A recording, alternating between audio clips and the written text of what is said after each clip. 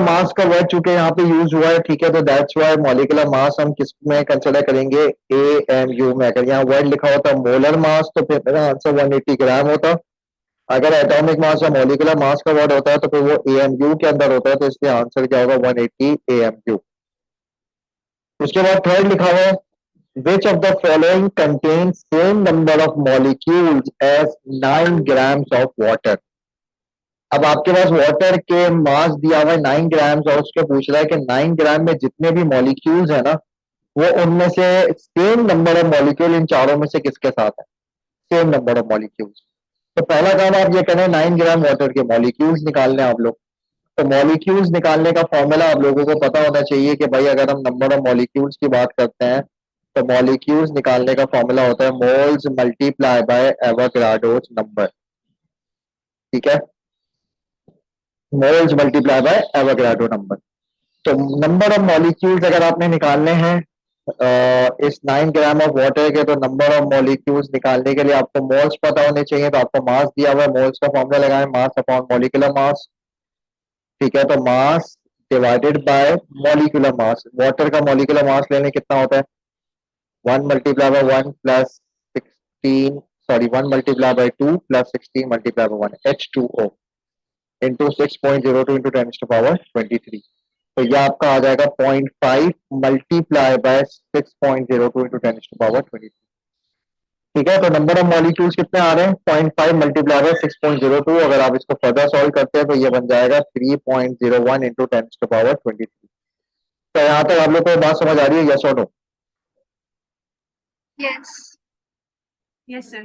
तो पहले मैंने 9 ग्राम के क्या कर लिए, मोल्स निकाले जो कि 0.5 आ रहे हैं, उसको मॉलिक्यूल से मल्टीप्लाई कर दिया तो इतने मॉलिक्यूल्स आ रहे हैं। अब मुझे देखना है इन चारों ऑप्शन में से किसके मॉलिक्यूल्स का आंसर सेम आ रहा है। तो देखें जरा आप एक बात पे गौर करें, क्योंकि ये एमसीक्यू है तो एमसीक्यू में थोड़ी सी आप टेक्निक लगाएं कि फॉर्मूला देखें मॉलिक्यूल्स का क्या लिखा है, moles multiply by Avogadro number. यानी मॉलिक्यूल से वो सिर्फ एक ही क्वांटिटी पे डिपेंड करते हैं, वो क्वांटिटी कौन सी है, मोल्स की है। ठीक है, तो वो सिर्फ मोल्स पे डिपेंड कर रहे हैं नंबर ऑफ मॉलिक्यूल्स। तो वाटर के मोल्स अभी कितने आ रहे हैं, 0.5 आ रहे हैं। ठीक है, तो अगर 0.5 मोल्स वाटर के हैं तो आप इन चारों में से चेक कर लें किसके 0.5 मोल्स हैं। इन चारों में से जिसके भी 0.5 मोल्स होंगे इसका मतलब उसके मॉलिक्यूल्स और वाटर के मॉलिक्यूल्स क्या होंगे, सेम होंगे। ये बात समझ आ रही है, यस और नो? यस तो इन चारों ऑप्शन में आप सिर्फ ये चीज बात चेक कर लें कि किसके मोल्स जो है वो 0.5 आ रहे हैं। तो सबसे पहले आप देखें क्या लिखा है, 2 ग्राम ऑफ हाइड्रोजन गैस। अच्छा, हाइड्रोजन गैस का फॉर्मूला क्या होता है, H2। ठीक है, अगला क्या है, नाइट्रोजन गैस। नाइट्रोजन गैस का फॉर्मूला क्या होता है, N2। Oxygen gas O2, carbon dioxide gas CO2। अब आप सबके मोल्स चेक कर लो। पहले वाले के देखो मोल्स क्या आएंगे, मास अपॉन मॉलिक्यूलर मास। तो मास कितना है, 2 grams divided by molecular mass 1 multiply by 2। तो इसके मोल्स कितने आ रहे हैं, 1 मोल आ रहे हैं। जबकि वाटर के मोल्स कितने थे, 0.5। तो इसका मतलब ये आंसर मैच नहीं करता। 14 ग्राम ऑफ नाइट्रोजन गैस। तो नाइट्रोजन का मास कितना है, 14 divided by molecular mass N2। N2 क्या होता है, 14 मल्टीप्लाई बाय 2। तो ये बनेगा 14/28। तो इसके मोल्स आ जाएंगे 0.5। हाँ, ये इसके भी देखिए 0.5 है, वाटर के 0.5 है। इसका मतलब नाइट्रोजन आपका क्या है, यही करेक्ट आंसर है। और बाकी आप चेक कर लें इसके भी, अगर आप चेक करते हो तो बेटा 32/16 मल्टीप्लाई बाय 2 ये भी 1 मोल आ जाएगा। और इसको भी चेक करो तो 44 डिवाइडेड बाय कार्बन डाइऑक्साइड जब तुम निकालोगे तो ये भी 44/44 ही आएगा, मतलब कि 1 आएगा। तो सिर्फ इसके ही 0.5 मोल जाना, इसलिए option B is the correct answer. ठीक है, चले नेक्स्ट। नेक्स्ट आपके पास है MCQ number 4। Which of the following shows the correct group and the period for the element X2412। अच्छा, ग्रुप ऑफ पीरियड निकालने के लिए एटॉमिक नंबर पे और इलेक्ट्रॉनिक कॉन्फ़िगरेशन पे फोकस होता है। तो इसका एटॉमिक नंबर 12 है। तो 12 के हिसाब से आप पहले इलेक्ट्रॉनिक कॉन्फ़िगरेशन बना लें, क्या बनेगी, 2,8,2। ठीक है, तो लास्ट शेल के अंदर कितने इलेक्ट्रॉन्स हैं, 2। तो बेटा जो लास्ट शेल के अंदर वैलेंस इलेक्ट्रॉन होते हैं वो किसको शो करते हैं, जी वैलेंस इलेक्ट्रॉन्स क्या इंफॉर्मेशन देते हैं, ग्रुप नंबर ग्रुप नंबर बताते हैं। Good, number of valence electron, आखिरी शेल के अंदर 2 इलेक्ट्रॉन है, इससे क्या पता चलेगा, ग्रुप का नंबर पता चल जाएगा। ठीक है, और इसके टोटल शेल्स कितने हैं? 1 2 3। तो टोटल नंबर ऑफ शेल्स इससे पता चल जाएंगे, नंबर ऑफ शेल्स। और नंबर ऑफ शेल्स आपको क्या बताता है? पीरियड नंबर बताता है। ठीक है, तो अब आप देख लें वैलेंस इलेक्ट्रॉन कितने हैं? 2 है, इसका मतलब ग्रुप नंबर 2 होना चाहिए। तो इन ऑप्शन में देखें ग्रुप 2 का है, ये रहा 2 है, बाकी तो कहीं है ही नहीं। और 3 नंबर ऑफ शेल्स है, मतलब पीरियड 3 होगा। तो देखें पीरियड भी 3 लिखा हुआ है, इसका मतलब ऑप्शन बी जो है वो आपका क्या है? करेक्ट आंसर है। I hope that is clear to everyone. Yes, sir. Okay, next आपके पास है aluminium has atomic number 13। Aluminium का एटॉमिक नंबर 13 है। अब वो कह रहा है which of the following shows the correct number of protons and electrons in aluminium ion.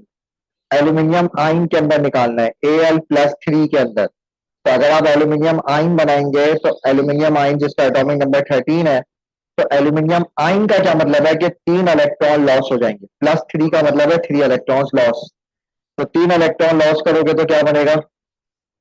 10 electrons बचेंगे। ठीक है ना, एटॉमिक नंबर 13 है मतलब प्रोटॉन्स 13 है, तो शुरू में इलेक्ट्रॉन भी 13 होंगे, लेकिन +3 का मतलब है 3 इलेक्ट्रॉन लॉस हो गए। और 3 इलेक्ट्रॉन लॉस होने का मतलब है कि आप इसके पास कितने इलेक्ट्रॉन है? 10 इलेक्ट्रॉन है। तो 10 इलेक्ट्रॉन्स के हिसाब से इलेक्ट्रॉनिक कॉन्फ़िगरेशन क्या बनेगी? 2,8। ठीक है, तो 10 इलेक्ट्रॉन्स है, लेकिन प्रोटॉन तो अभी भी कितने रहेंगे? 13 ही रहेंगे, क्योंकि प्रोटॉन्स तो लूज नहीं होते। तो प्रोटॉन 13 ही है, लेकिन इलेक्ट्रॉन कितने हैं? 10 है। तो आंसर क्या होगा? C option. प्रोटॉन 13 है लेकिन electron 10। MCQ number 6, metals have a positive ions in a sea of electrons। ठीक है, आप सबको पता है भाई मेटल्स के अंदर sea of electrons होते हैं इस तरीके से। ये आपके पास एक तो पहले लैटिस ऑफ पॉजिटिव आइंस होता है, और इनके बीच में क्या होते हैं? आपके पास फ्री इलेक्ट्रॉन्स होते हैं। ये रहे फ्री इलेक्ट्रॉन। तो वो कह रहे हैं कि इनमें से कौन सा मेटल सबसे ज्यादा फ्री इलेक्ट्रॉन्स देगा? Which metal will provide the most electrons? किसके लिए फ्री इलेक्ट्रॉन सबसे ज्यादा होंगे? तो उसके लिए आपको क्या चेक करना पड़ेगा? इन चारों का आपको चेक करना पड़ेगा कि इन चारों के आउटर मोशन में कितने कितने इलेक्ट्रॉन्स हैं, और ये कितने इलेक्ट्रॉन लूज कर सकते हैं। जिसके आउटर मोशन में जितने ज्यादा इलेक्ट्रॉन होंगे, उतने ज्यादा वो वैलेंस इलेक्ट्रॉन्स को लूज करेगा, उतने ज्यादा सी ऑफ इलेक्ट्रॉन्स होंगे। क्योंकि मेटल्स क्या करते हैं? इलेक्ट्रॉन लूज करते हैं, और यही तो सी ऑफ इलेक्ट्रॉन्स होते हैं जो मेटल्स इलेक्ट्रॉन्स लूज कर लेते हैं, लास्ट शेल वाले। तो बेटा एल्यूमिनियम को देखिए, एल्यूमिनियम आपको कहाँ मिलता है? पीरियोडिक टेबल में ग्रुप 3 के अंदर मिलता है। तो इसका चार्ज कितना होता है? +3। तो +3 का मतलब है इसके पास 3 वैलेंस इलेक्ट्रॉन होंगे। मैग्नीशियम ग्रुप 2 का एलिमेंट है, उसके लास्ट शेल में 2 इलेक्ट्रॉन्स होते हैं, तो +2। सोडियम ग्रुप 1 का है, +1, 1 इलेक्ट्रॉन लॉस करेगा। और जिंक का भी चार्ज +2 होता है। तो बेटा सबसे ज्यादा इलेक्ट्रॉन्स कौन लॉस कर रहा है? एल्यूमिनियम, जिसका चार्ज +3 है, बाकी सबका चार्ज कम है। मैग्नीशियम 2 इलेक्ट्रॉन लूज करता है, सोडियम 1 करता है, जिंक 2 करता है। तो सबसे ज्यादा फ्री इलेक्ट्रॉन्स कहां मिलेंगे आपको? एल्यूमिनियम के केस में मिलेंगे। Is it clear to everyone? Yes और no? Yes, sir. Okay, next क्या है? Element X has 2 isotopes. 2 isotope दिए हुए हैं, 238 235। ठीक है, आइसोटोप क्या होते हैं? Same number of proton. ठीक है, same number of protons but different number of neutrons. ठीक है, न्यूट्रॉन डिफरेंट होते हैं। प्रोटॉन सेम है लेकिन न्यूट्रॉन जो है वो डिफरेंट है। तो 238 और 235 क्या कह रहा है? It has 3 more protons and 3 more electrons. नहीं, प्रोटॉन तो आइसोटोप में सेम होते हैं, डेफिनेशन कह रही है सेम नंबर ऑफ प्रोटॉन्स। तो इसलिए ऑप्शन ए भी आंसर नहीं हो सकता, ऑप्शन बी भी नहीं हो सकता, क्योंकि उसमें दोनों में मोर प्रोटॉन्स की बात की है। नेक्स्ट वाले में क्या कह रहा है? It has 3 more neutrons. ठीक है भाई, 235 और 238 में 3 का फर्क है, 35 और 38, तो 3 न्यूट्रॉन ज्यादा है, सही है। लेकिन कह रहा है 3 मोर इलेक्ट्रॉन्स, तो इलेक्ट्रॉन तो ज्यादा नहीं होंगे ना बेटा, क्योंकि इलेक्ट्रॉन तो प्रोटॉन पर डिपेंड करते हैं। जितने प्रोटॉन उतने इलेक्ट्रॉन, तो प्रोटॉन चेंज नहीं हो रहा, तो इसका मतलब इलेक्ट्रॉन भी चेंज नहीं होगा। इसका मतलब सी भी आंसर नहीं है। और डी में क्या कह रहा है? 3 मोर न्यूट्रॉन्स लेकिन but no more electron. Electron same है। इलेक्ट्रॉन इसमें कितने हैं? 238। सॉरी, इलेक्ट्रॉन तो खैर दिए भी नहीं है, लेकिन दोनों के इलेक्ट्रॉन क्या होंगे, सेम, क्योंकि सेम नंबर ऑफ प्रोटॉन्स है तो इलेक्ट्रॉन भी क्या होंगे, सेम होंगे। सिर्फ फर्क किसका होगा, न्यूट्रॉन का फर्क होगा। तो इसलिए option D is the correct answer. अच्छा, नेक्स्ट क्या कह रहे हैं, element X has a electronic structure 2,8,1। एक एलिमेंट एक्स है जो कि 2,8,1 है, और एक एलिमेंट वाई है जो क्या है 2,8,6 है। ये आपको इलेक्ट्रॉनिक कॉन्फ़िगरेशन दी हुई है। अब कह रहे हैं what is made when X and Y react. जब एक्स और वाई रिएक्ट करेंगे तो क्या बनेगा, आयनिक बॉन्ड बनेगा या कोवेलेंट बनेगा। चार ऑप्शन पे आप देखें, यही लिखा हुआ है। तो पहले तो आप ये पता लगाओ कि आयनिक बनेगा या कोवेलेंट बनेगा, ताकि दो ऑप्शन तो खुद ही साइड पे हो जाएंगे। तो आपको पहले ये पता होना चाहिए कि भाई आयनिक और कोवेलेंट बॉन्ड किन दो एलिमेंट्स के बीच में बनता है। ठीक है, अगर मैं आयोनिक बॉन्ड की बात करता हूं तो बेटा आयोनिक बॉन्ड जो है वो किसके बीच में बनता है, मेटल और नॉन मेटल के बीच में। ये आप लोग को पता होगा, metal and plus non metal react करके आयनिक बॉन्ड बनाते हैं। और अगर मैं बात करता हूं कोवेलेंट बॉन्ड की, तो बेटा कोवेलेंट बॉन्ड किसके बीच में बनता है, टू नॉन मेटल्स के बीच में। दोनों के दोनों क्या होने चाहिए, दो नॉन मेटल्स होने चाहिए। अच्छा, अब क्या इलेक्ट्रॉनिक कॉन्फ़िगरेशन को देखकर 2,8,8,1 या 2,8,6 जो कि सवाल में दी हुई है, क्या इसको देख के मुझे पता लग सकता है कौन सा मेटल है कौन सा नॉन मेटल है।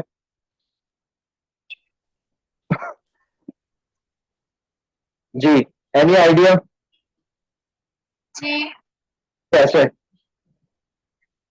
जैसे एक्स में हमारे पास लास्ट शेल में सिर्फ 1 है, तो वो लूज करेगा इलेक्ट्रॉन, विच मीन्स कि वो मेटल है। और वाई में 6 है लास्ट में, तो वो ऑब्वियसली गेन करेगा, तो इस वजह से वो नॉन मेटल। ठीक है, बिल्कुल सही है। मेटल क्या होते हैं, जो कि इलेक्ट्रॉन्स को लूज करते हैं, जिसके लास्ट शेल के अंदर 1, 2 या 3 वैलेंस इलेक्ट्रॉन होते हैं। और नॉन मेटल वो होते हैं जो इलेक्ट्रॉन गेन करते हैं, उसके लास्ट शेल में 6, 7 इलेक्ट्रॉन्स होते हैं, 5, 6 या 7। तो बेटा 2,8,8,1 में आखिरी शेल में एक इलेक्ट्रॉन है, 1 इलेक्ट्रॉन है, तो ये लूज करेगा तो ये मेटल होगा। और 2,8,6 में 6 वैलेंस इलेक्ट्रॉन इसमें गेन करने हैं, इसका मतलब ये नॉन मेटल होगा। तो बेटा जब एक्स और वाई रिएक्ट करेंगे तो एक मेटल एक नॉन मेटल, इसका मतलब कौन सा बॉन्ड होगा, आयोनिक बॉन्ड बनेगा। ठीक है, मेटल और नॉन मेटल का आयोनिक बॉन्ड होता है। इसका मतलब ऑप्शन ए और ऑप्शन बी तो हो ही नहीं सकते, तो या सी आंसर है या डी आंसर है। ठीक है, दोनों में आयनिक लिखा हुआ है।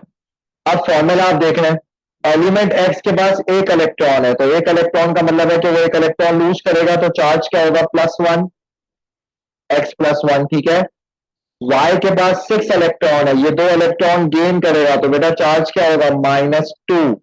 अब फॉर्मूला किस तरह बनाते थे, फॉर्मूला मेकिंग, क्रॉस मल्टीप्लाई। तो x के नीचे 2 आ जाएगा और y के नीचे 1 आ जाएगा, तो फॉर्मूला क्या बनेगा, x2y। तो करेक्ट आंसर कौन सा है, option C is the correct answer, ionic bond और x2y। चलो next MCQ, which of the following is an ionic compound. वही लॉजिक लगाइए, मेटल और नॉन मेटल मिलकर आयनिक बॉन्ड बनता है। तो पहले वाले में देखिए magnesium oxide MgO, magnesium metal है ग्रुप 2 का, ऑक्सीजन नॉन मेटल है, तो मेटल नॉन मेटल क्या करता है, आयनिक बॉन्ड बनाता है, इसका मतलब ऑप्शन ए करेक्ट है। बाकी तीनों के अंदर नॉन मेटल है, कोवेलेंट है, carbon oxygen carbon dioxide non metal, NH3 nitrogen hydrogen दोनों नॉन मेटल है।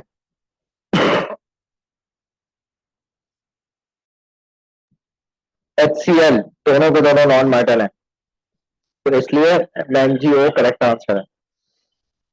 नेक्स्ट लिखा हुआ है, if the empirical formula of a compound is CH2O and the molecular mass is twice as of its empirical formula, then the molecular formula of the compound is। तो molecular formula निकालने का खुद का क्या formula होता है, m multiply by empirical formula. ठीक है, और इसके अंदर m क्या चीज होती है, n होता है molecular mass divided by empirical formula mass, empirical formula का मास। ठीक है बेटा, तो n एम्पिरिकल फॉर्मूला तो आपको पता है CH2O लिखा हुआ है ये रहा। अब n की वैल्यू कैसे निकलेगी, तो n की वैल्यू के लिए क्या कह रहा है, मॉलिक्यूलर मास जो है वो ट्वाइस है, किसके ट्वाइस है, एम्पिरिकल फॉर्मूला मास के ट्वाइस है। समझ आ रही बात? ठीक है, यानी क्या कहने का मतलब है कि जो आपका मॉलिक्यूलर मास है वो एम्पिरिकल फॉर्मूला मास के ट्वाइस है, यानी 2 multiply by empirical formula mass है। जो भी एम्पिरिकल फॉर्मूला का मास है उसको 2 से मल्टीप्लाई कर दो तो मॉलिक्यूलर मास निकल के आ जाएगा। तो what ever is the molecular mass, ठीक है, वो किसके बराबर है? 2 टाइम्स एम्पिरिकल फॉर्मूला मास के। तो 2 टाइम्स एम्पिरिकल फॉर्मूला मास लिख दिया आपने, मॉलिक्यूलर मास की जगह divided by empirical formula mass. तो ये एम्पिरिकल फॉर्मूला मास से ये कैंसिल हो गया, एन की वैल्यू कितनी आ गई? 2 आ गई। अब एन को 2 इस फॉर्मूले से मल्टीप्लाई कर दीजिए तो क्या बनेगा? C2H4O2। जी, क्या ये क्लियर है सबको? यस और no? Is it clear to everyone? Yes. Yes, sir. Next, the table shows the elements of the hydrogen family. ये हाइड्रोजन फैमिली का बना हुआ है। What happens to the electron affinity and the shielding effect when we move down the group? Down the group जाते हुए shielding effect पे क्या change आता है? जी, शील्डिंग इफेक्ट इंक्रीज और डिक्रीज? Increase. इंक्रीज होता है, क्योंकि शील्डिंग इफेक्ट डिपेंड करता है नंबर ऑफ शेल्स के ऊपर। तो डाउन द ग्रुप जाएंगे तो नंबर ऑफ शेल्स इंक्रीज हो रहे होते हैं।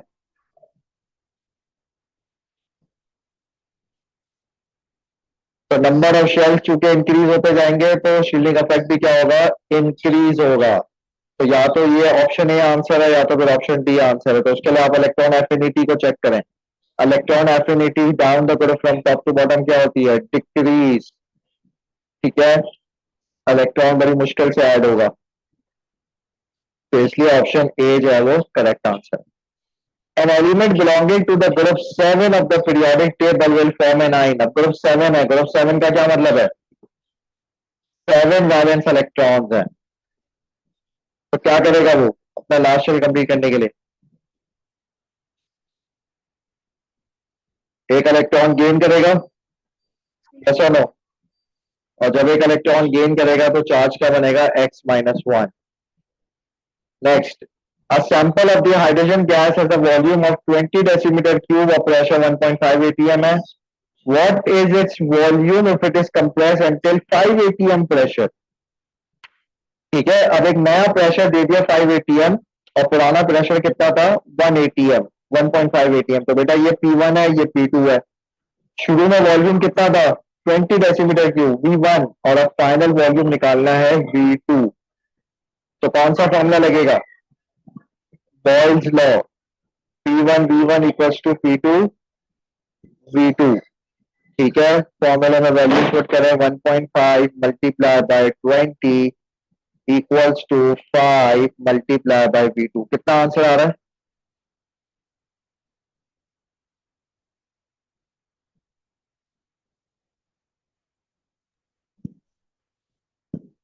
आई थिंक सो ये आंसर आ रहा है, 6 डेसीमीटर क्यूब आंसर आ रहा है।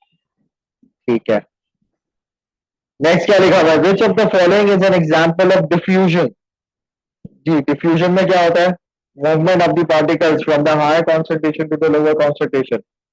तो मूवमेंट ऑफ पार्टिकल्स आप देखें इसमें कहा होगा? फ्रेगनेंस के अंदर, fragrance of the flowers in a garden. ठीक है, स्मेल आपकी फैलती है due to the diffusion.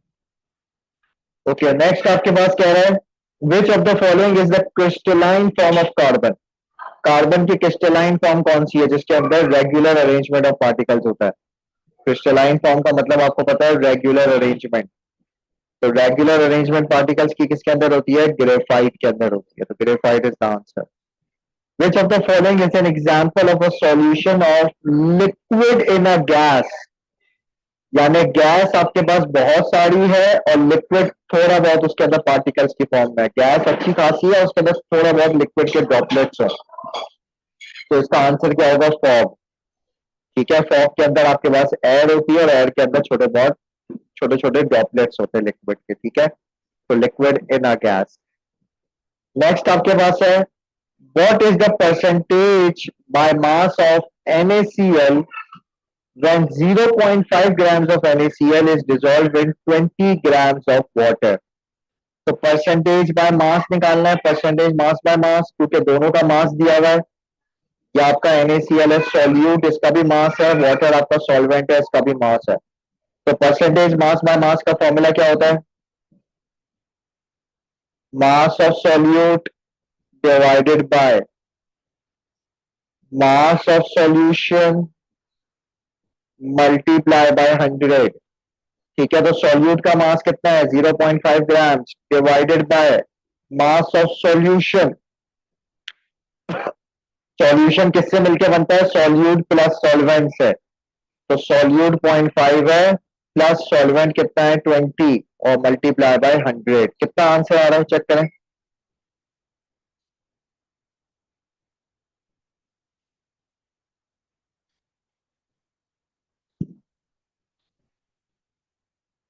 I think so 2.43 आ रहा है।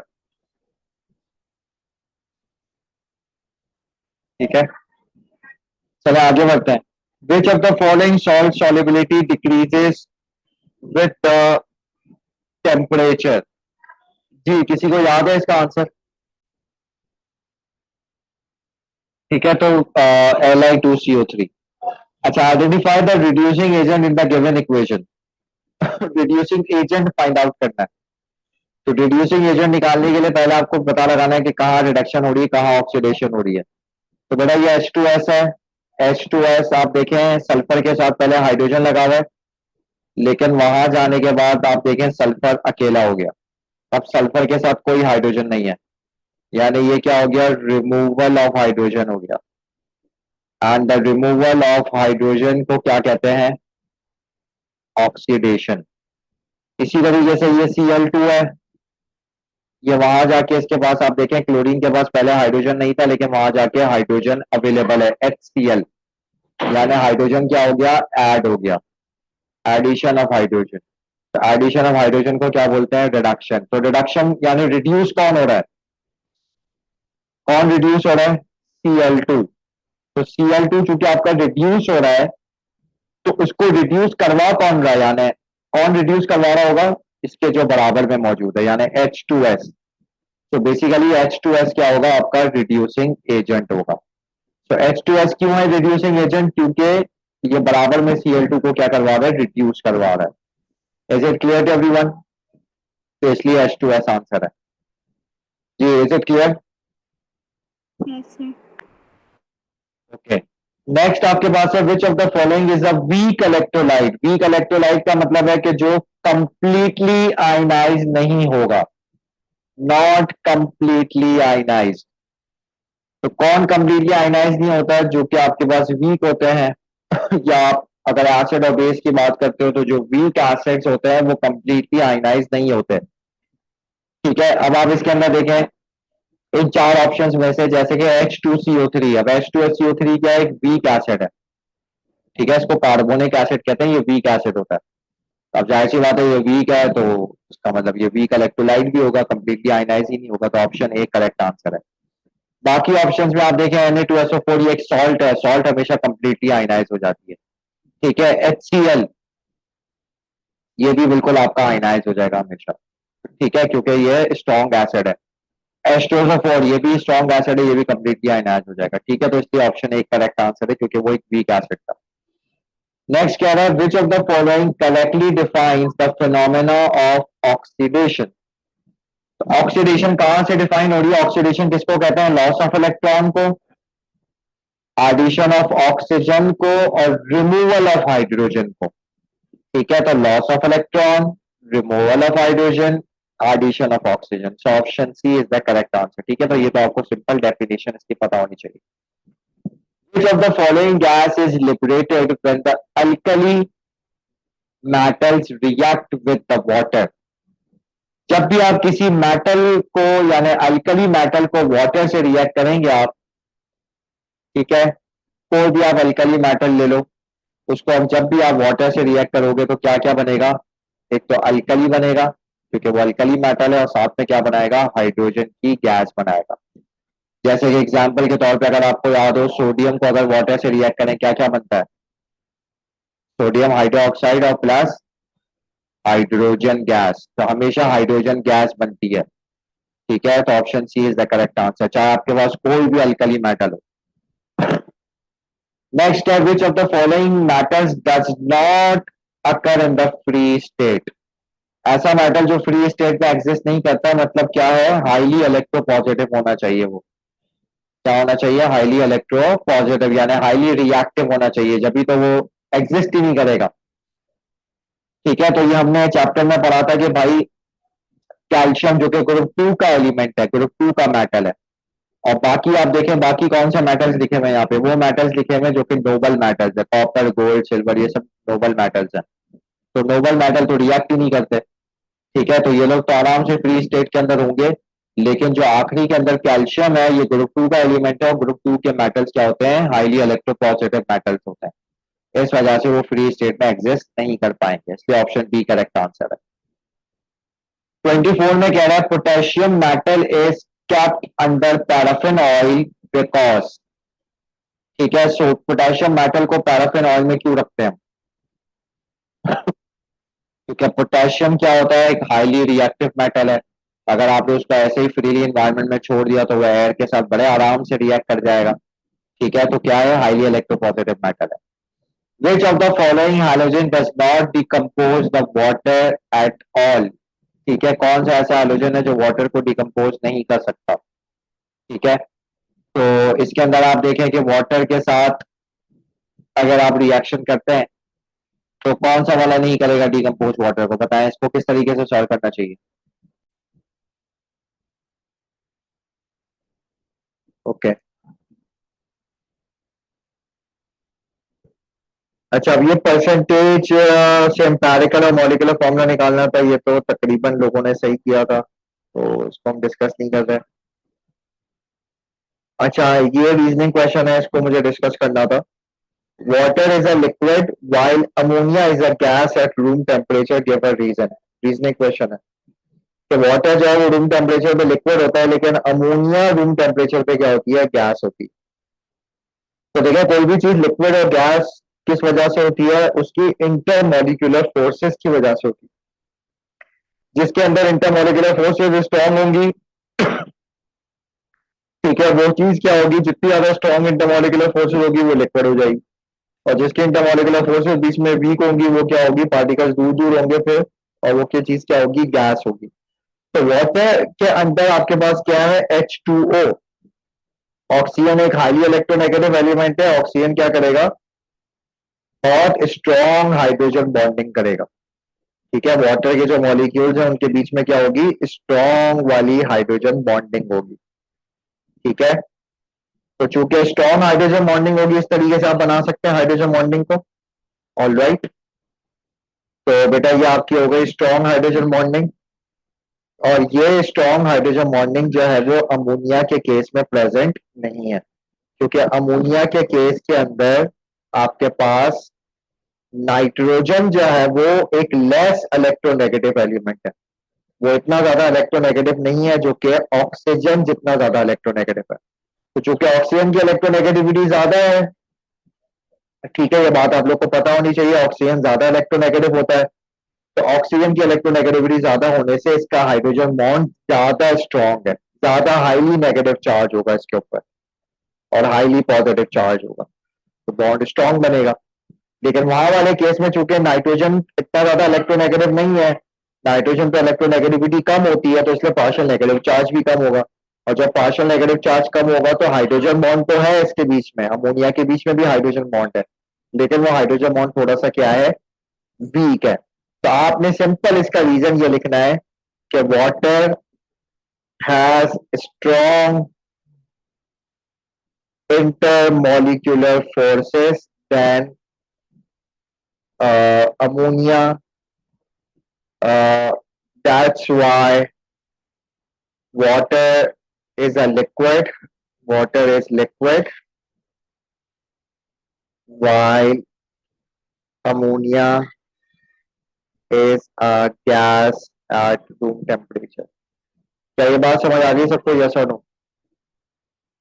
Yes, sir.